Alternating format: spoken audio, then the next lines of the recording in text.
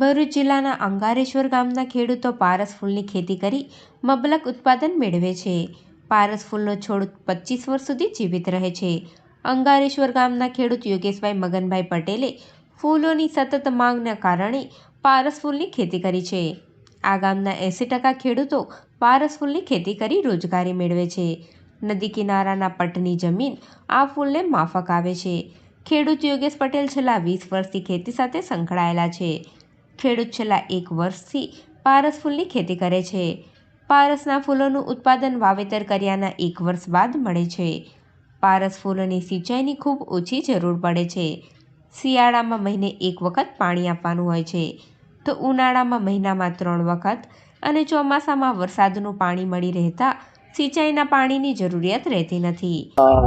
પટેલ યોગેશભાઈ મગનભાઈ, અંગારેશ્વર, તાલુકો જિલ્લો ભરૂચ. અમે અહીંયા પારસની ખેતી કરીએ છીએ છેલ્લા 20 વર્ષથી લગભગ. એમાં લગભગ અત્યારની સિઝનમાં તો 30-40 રૂપિયા તેની લેબર ચાર્જ લાગે છે પર કેજી, અને અત્યારે માર્કેટમાં 30-40 રૂપિયા ભાવ છે. વાવેતર ક્યારે કર્યું હતું? વાવેતર અને લગભગ 1 વર્ષ થઈ ગયો. અને કેટલા સમયમાં ફૂલ આવવાનું? એ કલમ હોય તો 1 વર્ષમાં ચાલુ થઈ જ જાય છે. અને આ રોજ કેટલા દિવસના અંતરે તોડો? એ લગભગ 3-1 દિવસે પાછી વાડી આવી જ જાય છે. અને કઈ સિઝનમાં વધારે થાય છે? આ નવેમ્બર પછી, નવેમ્બરથી માર્ચ સુધીમાં વધારેનું પ્રોડક્શન, ફેબ્રુઆરી સુધીમાં વધારેનું પ્રોડક્શન રહે છે.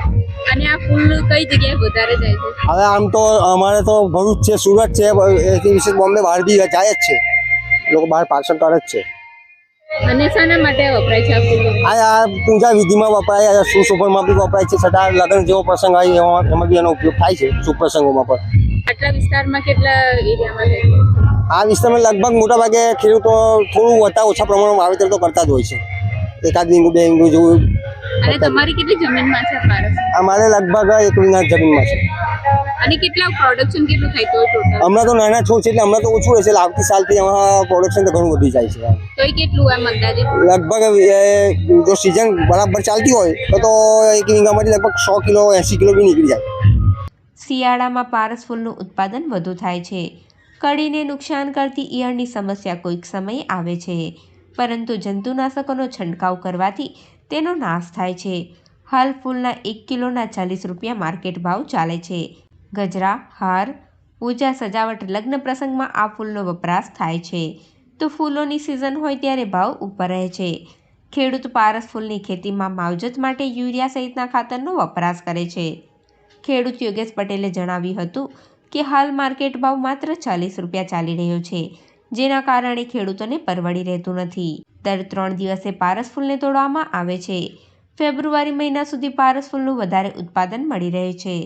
1 વીંગા જમીનમાંથી ખેડૂતને 100 કિલો કરતાં વધુ ઉત્પાદન મળી રહે છે. ભરૂચ, સુરત, મુંબઈ સહિતના સ્થળો સુધી આ ફૂલ પહોંચે છે.